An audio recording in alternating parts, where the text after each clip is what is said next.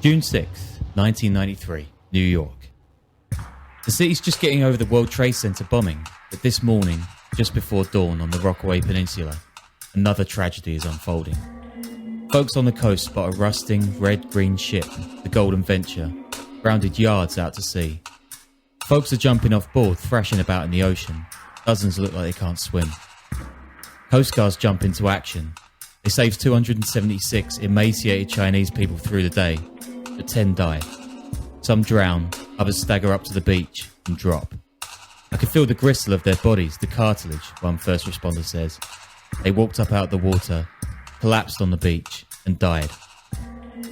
Almost everyone from the disaster is from a single Chinese province. All of them have been smuggled into New York by one infamous smuggler or trafficker, a short, middle-aged restaurateur in Manhattan's Chinatown district. Cops will soon track this criminal down. What they discover about a criminal mastermind known simply as the Snakehead is going to blow the lid off one of the world's most lucrative human trafficking routes and the murky underworld of Chinatown's gangs. Welcome to the Underworld podcast.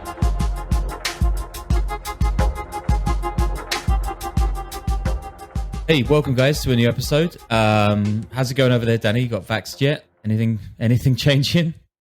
Yeah, man. I mean, everything's pretty much changed in New York, dude. Most people are vaxxed up. It's kind of getting back to normal a bit, you know? Oh, nice. It's like 30 degrees here in London. It's the end of my quarantine. It's my first day in the real world.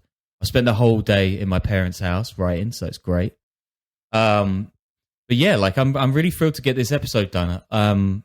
Like, if anyone's wondered who this woman is on our on our merch, any of the Rogues Gallery stuff, that is Cheng Chui Ping, also known as the mother of all snakeheads, Sister Ping.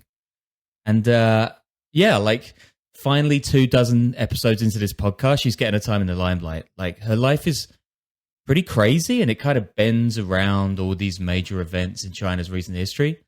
And like this show is going to tell us, she's still kind of revered as a hero across Chinatown in New York for what she did, even despite some of the pretty bad stuff the DOJ leveled at her. And I'm just going to give a massive shout out to Patrick Radden Keefe right now, who like literally wrote the book on the Snakehead in 2010. Yeah, we're eventually going to have him on the Patreon, I think, patreon.com/the Underworld podcast, and ask him a bunch of questions about this, and hopefully the Sacklers and opioids and all that too, because he's a really good journalist. Amazing stuff. Yeah. Yeah. Once he's done all his press for the Sackler book, which I just bought actually, so I'm looking forward to that. We'll get him on the show. But you're actually a New Yorker, and you don't live like a million miles away from the Rockaways, right? Nah, bro. I'm at Rockaway all the time in the summer. I've illegally camped out there at night with a bunch of friends. I even know the queen of Rockaway herself, Katie Honan, born and raised. She's the Wall Street Journal's, I think, New York and Queens reporter right now, but a living legend. And shout out to Far Rock too. R.I.P. Stack Bundles, gone too soon. But yeah, the Rockaways is great, man. And I was pretty young when that happened. I think I have faint memories, but it's definitely, I feel like I've talked to Katie about it. It's still definitely a memory there of the craziness. Yeah, I was interested because like, I didn't know how much the sources I was looking into were kind of bigging it up as this big kind of event, but it seems like it did really hit home at the time. I mean, it was crazy. Like I said, I was really young, but I mean, this is a pretty wild thing to happen. And Rockaway is a small community. A lot of cops live there too. I mean, it's insane, right? Yeah. I mean, yeah. So we're going to get to Sister Ping in a moment, right? Like smuggler, trafficker, whatever you want to call her, and that's contentious.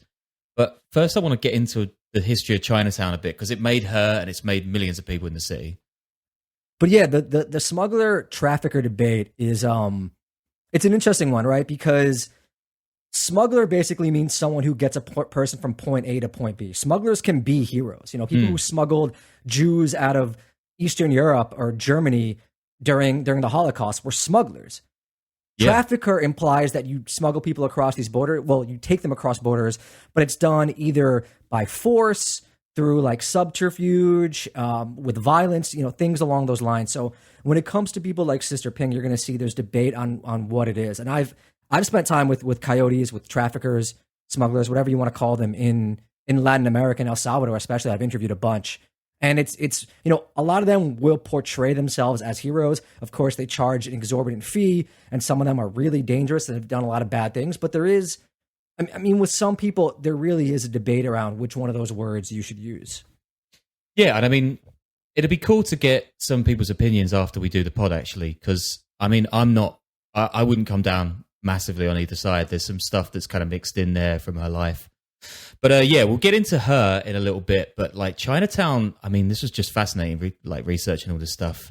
I mean, if anyone's been there, like this little tiny kidney-shaped maze of streets at the end of Manhattan, signs in Chinese. I mean, it's Chinatown, right? Yeah.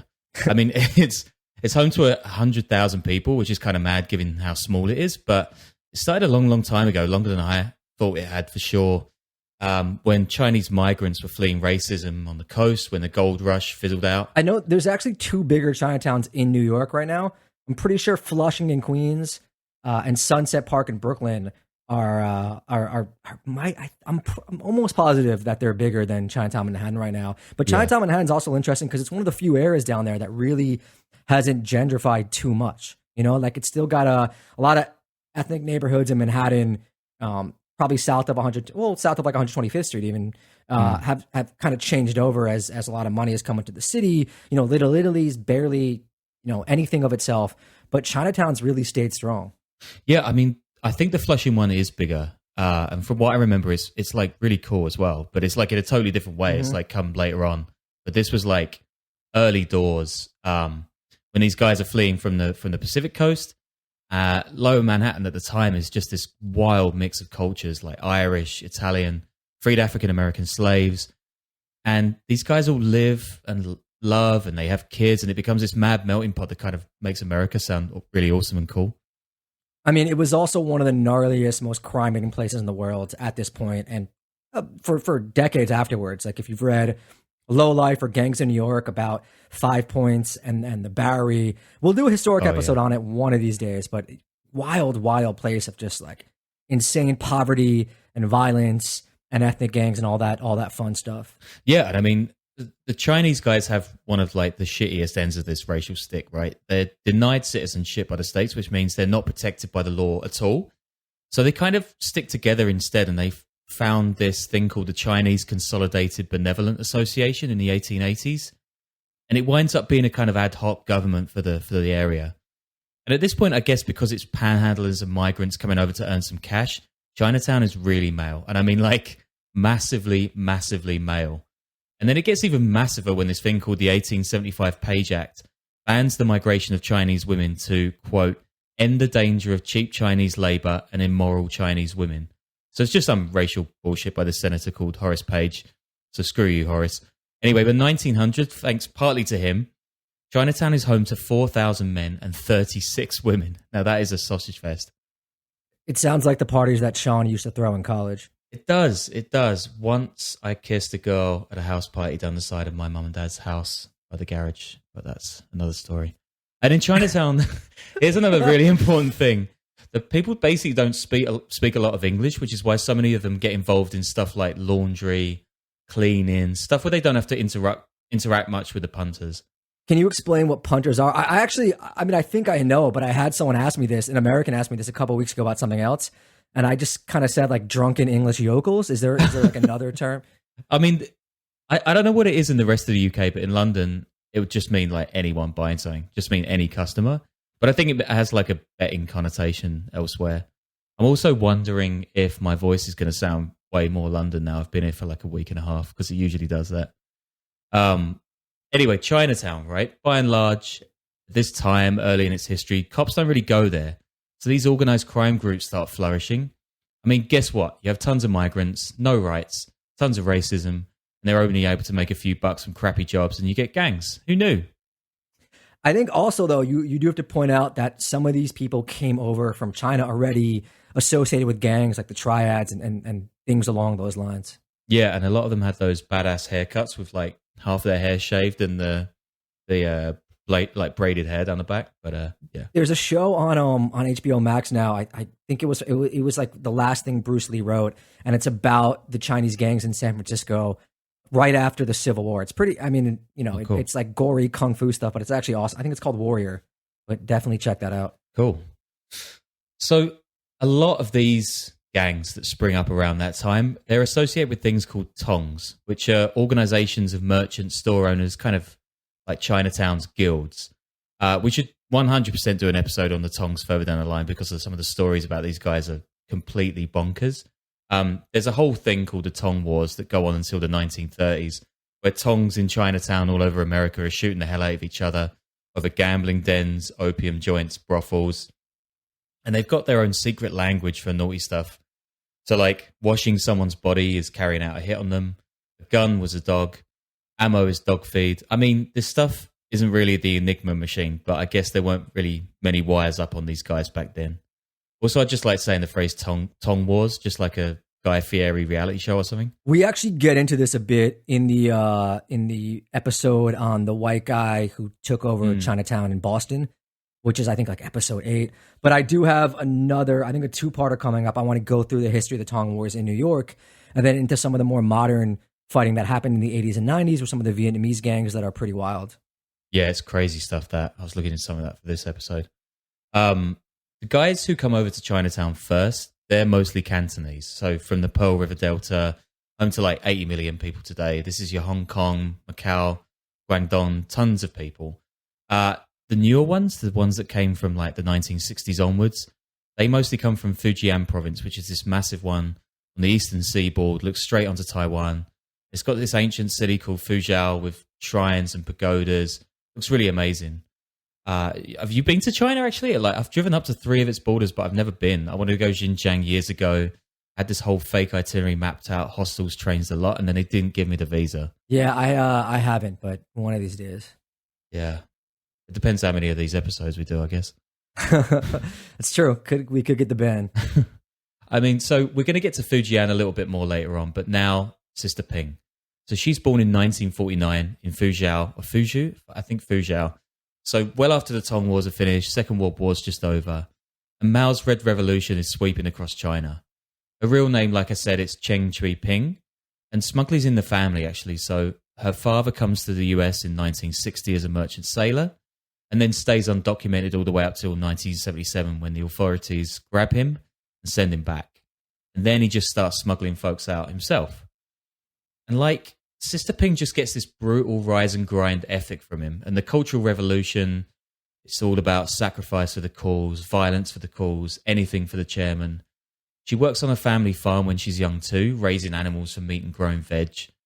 And there's this incident in Patrick Radden Keefe's book from her early life when she's in this rowing boat and it capsizes. And she says, quote, "The 2 people who were lazy and sat back while others worked ended up dead. This taught me to work hard." I mean, Jesus Christ, next time a guy in a Patagonia vest tells you bootstrapped his AI firm with his old man's money, tell him about Sister Ping. She's like the Chinese Ayn Rand. Yeah, how good would like an Instagram business influencer quote would that be? You know, just like an image of a rowboat in the sunset. And the quote is, "When your rowboat capsizes, it's the lazy people who end up drowning and dying." And then just a bunch of people saying king in the comments like that. That would make me rise and grind for sure. I'd rather see millions of those than a single Silicon Valley guy. As a young woman, so it's like Ping is the head of her local Red Guards, right? Who are these mass paramilitaries Mao mobilized to terrorize his political opponents, or just like anyone who's wearing Western clothes, or even a teacher. In the end, these guys ran rampage, killing and torturing across the country so badly that even the Communist Party disavows them, ruling their, quote, "grave disorder, damage and retrogression is sending the country back." I think up to 2 million people died in the Cultural Revolution. Like, absolutely brutal. I think you're going to piss off a bunch of 16-year-olds with anime Twitter avatars, and they're going to, yeah, I'm not going to deal with them. That's on you. I knew the tankies, yeah. As a young woman, Ping's dad heads off to the States, right? And by the time he's sent back, she's married to a guy called Chung Yik Tak, which is an awesome name. And she moves to Hong Kong, then to a place called Stonecutter Island, which from what I can make out is just part of Hong Kong today. And out there, the Fujianese people are considered lower stock than the Cantonese. And she has to grind everything out, back to the wall kind of stuff. Eventually, she succeeds wheeling and dealing clothes for expat Fujianese. By 1979, she's opened a garment factory just across from Hong Kong on the mainland in Shenzhen.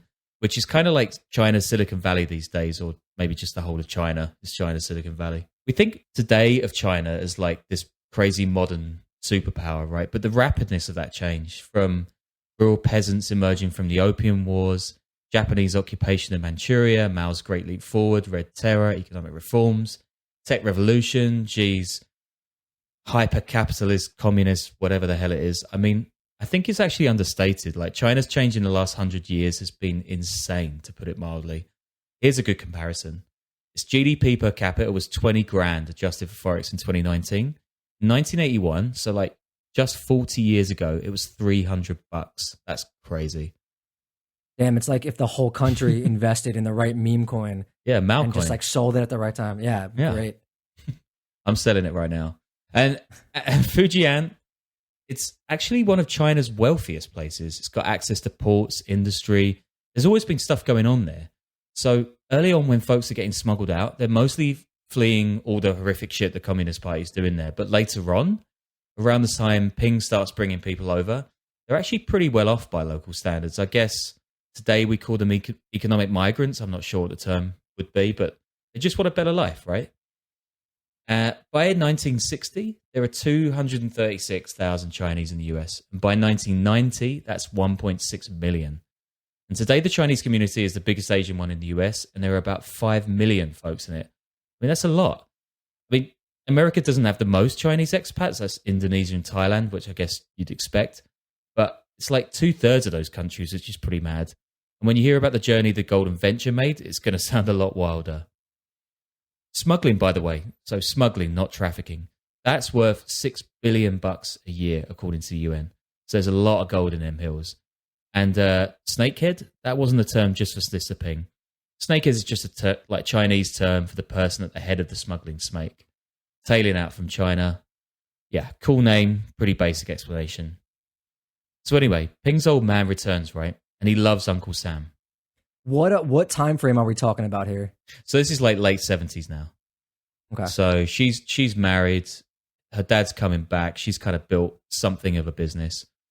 And with his contacts there and with the merchant fleet, he's like the perfect guy to set up as a snakehead. Or if he's based in China, maybe he's a snake's ass or something. I don't know, but Ping gets on the expat wagon. And in Shenzhen, she gets involved in illegal banking to help Fujianese get their money from abroad back home, which is like a massive business. Like, remittances are huge, man. Like, they're worth about $700 billion today, which is the same size as the global sports market. And I don't know why I made that comparison. But yeah, that should give you some idea how massive it is. I'm telling you, crypto, man. I mean, that's that seriously, like, that's a big part of what people are aiming to do with it. And if you guys just DM me, I will give you the perfect coin to buy and the perfect wallet to send your money to get in on this. You need to give me that coin first, man. I need to get out of my debts. No, but seriously, though, remittances, I mean, people don't understand how much money coming back from the U.S. floats places like in Central America, especially a country like El Salvador, Guatemala, Honduras. Like, it really is like a lifeblood to a lot of places, a lot of communities, a lot of countries even. And, you know, there's a lot of money to be made on that. And the little fees that are charged, you know, Western Union, whatever it is, it's a massive, massive market. Oh, it's ripe for a turnkey end-to-end solution, right? Just someone's got to walk in there. And I happen to have the answer if you just, you know, give me your credit card number. Actually, like, weirdly, I do a lot of reporting in the Philippines, and they have a minister for like overseas workers, and their remittances are insane. But anyway, I guess maybe just all of this shows how mercenary Ping was. Like, she's happy to do anything if she benefits from being the head of the bloodthirsty Red Guard to making a penny off all these remittances. I don't know. I mean, she's clearly got a head for business. And she's plugged into this Fujianese community who are wanting to see the Statue of Liberty. I mean, it's written in the style she's going to become a snakehead, right? So in 1981, Ping uses her contacts to bag a job as a nanny in New York. And she lives at 14 Monroe Street, this complex called Knickerbocker Village, which is one of those big brown blocks you kind of see heading across the bridges. Pretty tumble down area by the East Broadway F, which, if I remember rightly, like, there's like a statue of Confucius or something. I don't really remember much else. And I also looked this up because I realized I never knew what a knickerbocker was. Do you know? I mean, I thought it was literally underpants. No, they're a fantastic basketball team that's had a really bad run the past 30 or 40 years, but they're in the playoffs now, so we're pretty happy about that. Okay. It's just like an old term for people from Manhattan. I didn't know that. Oh, I didn't know that. Yeah. Yeah, no idea. Must be like Dutch or something. So Sister Ping's made it to the Big Apple, right? She's finally got this nice little apartment down by the East River. She's heading up in the world. And she kicks off the American dream and sets up a store selling stuff from Fujian, catering to all the homesick Fujianese who are moving into the area in their hundreds. New York is the biggest Chinatown in the US, by the way. So, like, yeah, with Flushing, Sunset Park, and Manhattan. They're pretty far from each other, though. You know, it's probably like a half an hour, 45-minute subway ride. So I don't know if you include them all in one. Like, I wonder if Chinatown in San Francisco, which I know is huge and has been there forever, is bigger than each of these individually. I mean, I'm sure you could look it up, but I'm not going to do that right now. Yeah, is that some New York exceptionalism there? I can hear some people in the Midwest groaning. New York. No, I'm just saying, like, I think China, I'm saying the opposite. I think Chinatown and I know Vancouver has a large Chinatown as well. I mean, yeah, really big. Oh, cool. Yeah, London's one's pretty big as well. It's pretty cool. I couldn't find the biggest one worldwide, actually, but like one of my favorite places to go back to the Philippines is Binondo, which is the Chinatown in Manila, which is like crazy place, Art Deco buildings, cool bars, food shacks. It's like one of my favorite places in the world. I recommend people go when it's normal.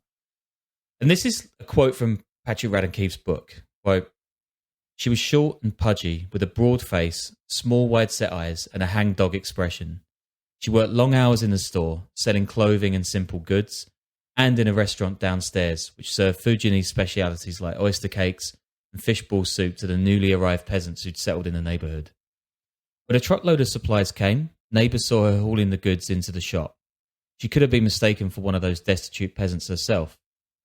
But Ping, as we kind of got into already, she's got absolutely no truck with being a peasant. She wants success. And in the early 80s, she starts shipping villagers from Fujian into the States on commercial airlines. This is the moment in the movie about her where, you know, Push It to the Limit starts playing and it's all the 80s fashion and she's just starting to rack up money. Oh, yeah. It's just like spoonfuls of fishball soup and people like putting stuff on the baggage line. So remember we were chatting about that in the Acapulco episode, actually, about these glory days of travel. So that went for smuggling too, right? You just rock up, take a seat, and you have a few well-placed people along the way, and boom, you've got yourself a people smuggling snake. She's making 35 grand a pop off these guys, and she winds up owning the store and the restaurant and the 5-floor building they're both in, and she has 3 kids with Yik Tak. So she's flying, literally and figuratively. And in New York, she's found the ultimate city for a hustle. In the 80s, the city's awash with gangs, and pretty much every district's got one. I mean, if you listen to our episode about Frank Matthews, the massive heroin dealer, we basically just watched Taxi Driver or any other film from that era, you'll know how run down and beaten up the place is. And the cops are easily bought, underpaid, or they're just not around, full stop. The Chinatown itself is stuffed to the brim with tons of gangs, which, yeah, you're going to get into, right, in another episode. Yeah, it's going to be a good one because there's a lot of really good writing on it, a lot of old New Yorker articles and stuff like that. These guys used to talk to the press, and it's kind of fascinating, but we'll get to that eventually. Yeah, I saw some pretty cool nicknames we might have to put on the top chart at the end of the year. Anyway, one of these gangs is the little-known Fuck Ching. The guys Ping uses to control the Snakehead. Fuck Ching literally means young Fujianese, which is a big clue as to where they're from, of course. And the Fuck Ching is founded by someone called Kin Fei Wong, a.k.a. Paul Wong, and Kin Tai Chan. These guys are the Dai Lo, or bosses of the movement. And then in 89, Wong has Chan killed, and the direction of the group changes from petty crime to human trafficking. And these guys are affiliated with the Fujian, which is just another word for Fujian, by the way. The Fujian American Association, which is a Tong, if you remember them, they look after the area's Fujianese business. These guys are still down in a building on East Broadway, by the way. I often wonder how much real organized crime passes through that area still these days.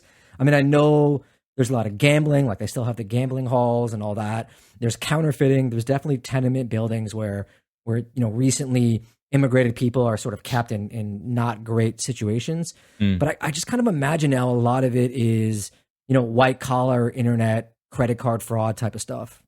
Yeah, it's like, I can't imagine it's kind of Johnny Leather Jacket and his like little gang down the street, but I mean, it's It just like with what you were saying about Chinatown, it's like it even looks kind of old as well, right? It hasn't like changed at all. It kind of looks the same as I guess it was back then.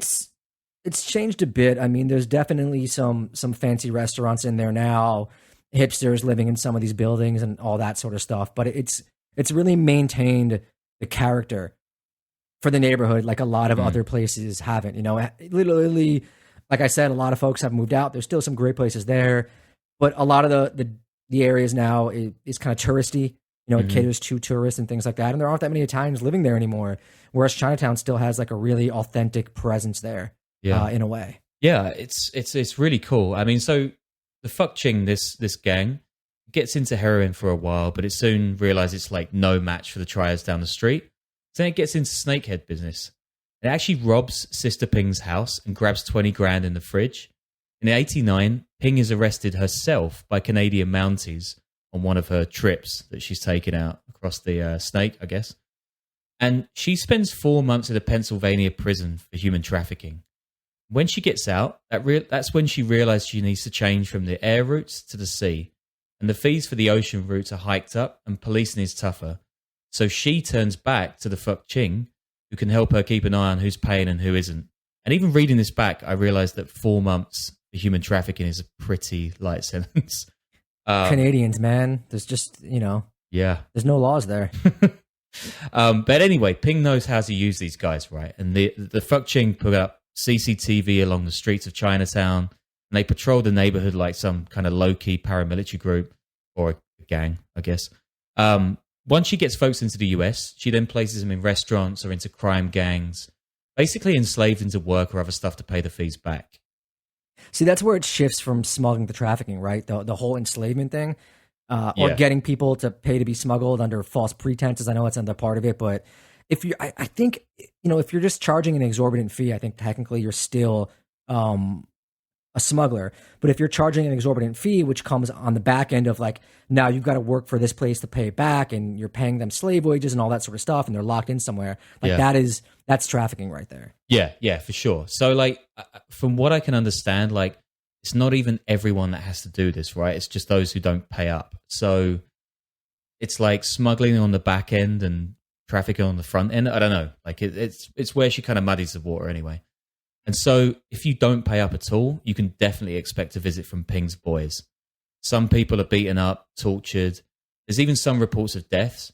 And she uses tons of different routes, right? There's a bit in Ran Keefe's book where he describes Ping and Yik Tak in a truck from Tijuana to LA with a bunch of migrants smuggled into the truck's hollowed out floor space right below them. So, I mean, it's pretty crazy. I don't know what her kids are doing while she's away as well. But then in 1990, Ping gets a boost from none other than George Bush Sr. He offers legal status to Chinese who lived in the US at the time of the massacres in Tiananmen Square. This is a game changer, and it makes smuggling routes way more profitable if there's a green card at the end of the snake, and not just economic prosperity. This is like an unintended consequence, right? Because it's not like Bush Sr. is doing something awful. It kind of seems like the right thing to do. And but yeah, I mean, sometimes these things just lead to these under the radar outcomes that end up maybe helping out people that are living this sort of, you know, underworld lifestyle in a way. Oh yeah, for sure. And I mean, you know, as we're going to get into later on, like some people would say even that's good ultimately. But anyway, there's like, so this obviously just ramps up snakehead industry like figures at the time. And there's this fascinating story that I read about how a load of kids from one school in a small Fujian village, this story is at Foreign Policy, by the way, they come to the US en masse, basically emptying this place of its entire youth. And so many young men leave at the end of the 90s that the place is known as the Widow's Village.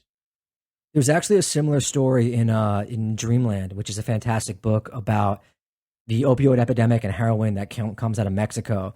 And I'm blanking on the author's name, but if you look it up, it's one of the best books I think written about this subject. And the whole point is there is like a couple of small villages in Mexico where the young men all start leaving to the US and they all start selling heroin. And it's kind of seen as like this rite of passage. I mean, they go to Mexico, they go to the US, they sell heroin, they make their money, and they come back and they buy houses and cars and all that sort of stuff. But it's really interesting how certain locales, even small towns or villages, get known for this certain thing, and everyone, like all the young men, all the people capable, will leave and get smuggled or trafficked into a certain area to do a certain business. Yeah, I need to put that on my reading list for this little trip I want to do. Yeah, it's fantastic. I actually it's the other way around in like Eastern Europe, where the women left for the West to get jobs across the Iron Curtain. There's just like whole towns that were just young men with nothing else to do, and that's where you get all the neo-Nazis and crazy like drugs gangs and stuff.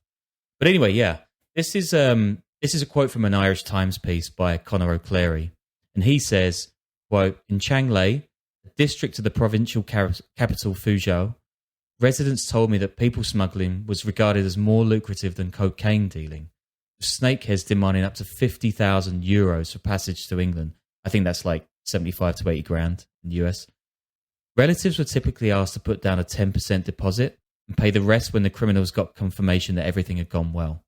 The journey typically started at Fuzhou railway station, with groups of 50 to 60 travelling by train to Beijing, then through Russia to Moscow, and from there to English ferry ports, with snakehead agents providing tickets and food. I mean, this is like a big, big industry, and also like sounds like a fun route to actually go to, do it the other way around from London. So Ping is like rich, right? She's mega, mega rich. And in the word of Radden Keefe, she's, quote, the Cadillac of global human smuggling. So I don't know what, I mean, that's kind of a mixed metaphor actually, isn't it? Sorry, Patrick. She's really a big deal and people really do know her, right? But the cops themselves are actually pretty clueless, even after all this stuff's gone down in Canada and she's actually spent time inside in Pennsylvania. And by the time she sets up the trip on the Golden Venture, her fellas in the Fuck Ching, they're already in disarray. Infighting is descending into violence and murder, just like regular gang stuff, but it seems she's losing her security. Then the ship sets sail. The Golden Venture has this wild trip from Asia to New York. According to one survivor from Indonesia, it stopped in, okay, here we go, Singapore, Bangkok, where the migrants and a snakehead enforcer board, then Mombasa, Kenya, then down to the Cape of Good Hope, that's Cape Town, basically, then across the Atlantic to Brazil, Central America, and the US. It takes them 120 days, which is twice the time it took the Pilgrims on the Mayflower to get to the States. Damn. Yeah, what a journey. And when the Golden Venture runs aground and all these people who've like just been living off rice cakes and nuts for all this time, they stumble up the Rockaways and die, it totally opens New Yorkers' eyes to this like gigantic smuggling venture going on under the city's nose. And Sister Ping, being a female organized criminal, gets tons of attention. She escapes from the US somehow, God knows how. She heads back to her small village in Fujian, but she continues to work in the trade. Then in 1998, another ship carrying folks she's trafficking capsizes off the coast of Guatemala, killing 14 Chinese passengers. She's arrested 2 years later in Hong Kong and brought back to the US to face trial. The FBI, by the way, it reckons Sister Ping made over $40 million from her work. And this is from their webpage on her. Quote, during the early 1990s, she ruled her enterprise from a variety store in Manhattan's Chinatown. Using her illegal proceeds, she also ran a legitimate travel agency and real estate company. Many customers were illegal aliens she smuggled into the country. At the height of her operations, she owned restaurants, a clothing store, and real estate in Chinatown, as well as apartments in Hong Kong and a farm in South Africa. I mean, that really wasn't a great time to be owning a farm in South Africa. Yeah, what a wild investment. I bet there's more to that story. It kind of sounds like her ships often stopped in Cape Town or right by it. So I wonder if there's something else illicit involved in that. Yeah. I mean, there's no mention of drugs that I can find with her, which is surprising given what she's doing. But this FBI report, right, it neatly skips over the fact that for ages Sister Ping was actually being used as a snitch for other smugglers while running her own operation and a gang of dangerous young men, which kind of begs the question, like, what was the point of running her as an informant in the first place? Sister Ping goes on trial in 2005, and it splits the city. On one side, there are prosecutors, authorities, and the media saying, like, this woman is evil, she's responsible for the misery and death of so many people. On the other side, there's tons of folks in Chinatown. They come forward to Sister Ping's defense, explaining how she's helped whole generations of Chinese escape poverty. Some Chinese language newspapers in NYC call her a, quote, immigration hero. This is another quote. Without Sister Ping, I could never have dreamed of coming here. Zhang Yuanjing, 69, told the New York Times. Sister Ping was very generous and gave liberally to the poor and the needy, another man tells the reporter. She always helped people who were caught in difficult situations. I mean, I guess as always, the truth is somewhere in between. Yeah, it's sort of like we talked about in the beginning. And I just realized too, we did another episode. I did an episode on human trafficking in Burma with the Rohingya. And, you know, during that story, when I was reporting it out years ago, you had the traffickers who were just some of the most brutally violent people I've ever reported about or done anything on. And then you had smugglers who were doing the same thing. They were getting people out of these really poverty-stricken, oppressive areas illegally into places where they could work and do whatever else. And it's just, you know, these two things operate in the same capacity in a way.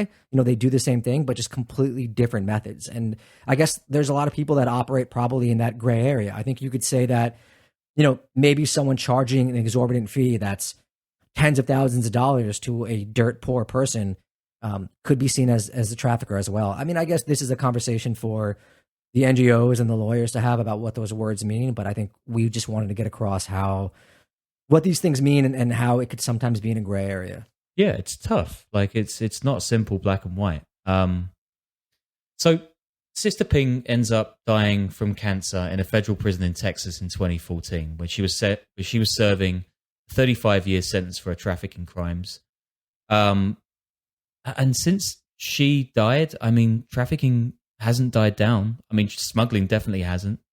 I mean, British listeners or European listeners might remember a 2019 story where 39 Vietnamese migrants were found dead in a shipping container in Essex. Last December, 2 guys were found guilty of manslaughter for those deaths. There's a great feature about this by the German paper Die Zeit, by the way, which I've put on the reading list for the episode. Don't worry, it's in English. And of course, like all of these people getting smuggled across borders from Africa into Europe, which we've got an episode on soon. Tons of stuff happening in Cambodia. I mean, not to mention all the stuff that's happening in America, Central America. Like, smuggling human trafficking is a lucrative business. It's worth billions a year. And none of these guys are Instagramming these crimes. Yeah, I mean, the route from Central America into the U.S. is as brutal as ever. You know, I've done a bunch of work down there, and you have large numbers of people from El Salvador, from Guatemala to Honduras trying to come up here, and it's very profitable. The cartels have taken some sort of control, or at least charge a tax on it.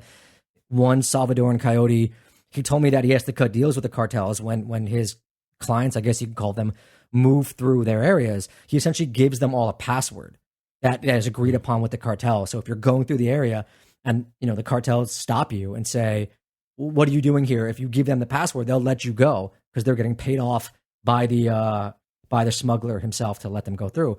But yeah, you can imagine what happens if you don't pay. I know there's just brutal stories of murder, torture, and rape going on in these areas. People don't seem to comprehend how dangerous and how violent it is to move from Central America through Mexico into the U.S. And the people that are sending themselves, their families, their kids through this, they know how violent it is. Yeah. That's that they're still willing to do that because the situation they're in. A lot of people fleeing El Salvador, I mean, you might consider them economic migrants, but they're fleeing, you know, death threats from people that will follow through on it. These gangs will follow through. So it's a pretty harrowing story. And, you know, we interviewed at one point in this documentary I did a mother and father, you know, we had to protect their identities, who were sending their daughters on this route that were like 12 or 13 years old with people. And they know how scary it is. And they're really caught, you know, between two really brutal choices. And they were petrified of what was going to happen, but they felt like they had no choice. Yeah, I mean, I was covering that for my Nigerian stuff out there as well. And these young women who were getting like basically tricked by local religious leaders into going into Europe as prostitutes. And I mean, yeah, the desperation involved in these kind of like this kind of industry is pretty unfathomable, really. So, I mean, yeah, like I'm saying, like the most common form of trafficking or smuggling is actually for sexual exploitation. And if you go on the internet, actually, just to clear this up, it's so common that there's even another human trafficker from China named Ping on the internet. A guy called Jinping Chen. who was bringing people into Britain in the late 90s. This Ping, who's also a woman, who's also thought to have brought almost 250,000 Chinese into Europe. And her organization was linked to the bodies of 58 folks found in an airtight truck in Dover, which is like on the coast of Britain, in 2000. So yeah, there's a lot of people doing this, but that's Sister Ping. I mean, she lived quite the American dream, right? I mean, it's interesting reading like Patrick Radden Keefe's book and seeing how we have this concept of the American dream as something just progresses in a straight line, right? The tight, nice little narrative, the movie kind of story. Kids get more American and third of the generation gets even more American, whatever that means, than the parents. But like the reality is messy, I guess. And there are so many enclaves and languages and pressures and gangs like in the States, any nation on earth. So like for millions of migrants, I guess the American dream is this kind of maze that they're wandering through, and it's not so easy to pick it apart like we're talking about smuggling and trafficking. Yeah. It sounds kind of like you're just mad that nobody talks about the British dream. I'll have to come back to you on what the hell that would even be these days. But yeah, I mean, a couple of pints and a bunch of fried food. Is that that's what I'm planning on. I mean, I'm going to get a German passport, so that's my British dream. Yeah. Thank you guys again for tuning in. Patreon.com/The Underworld Podcast for bonus episodes, which are mostly interviews. We should have our merch page back up thanks to the good folks at Podcast One, who I think we probably mentioned this in a couple early episodes. We're with that network right now. They are fantastic individuals. And yeah, thanks for sticking with us.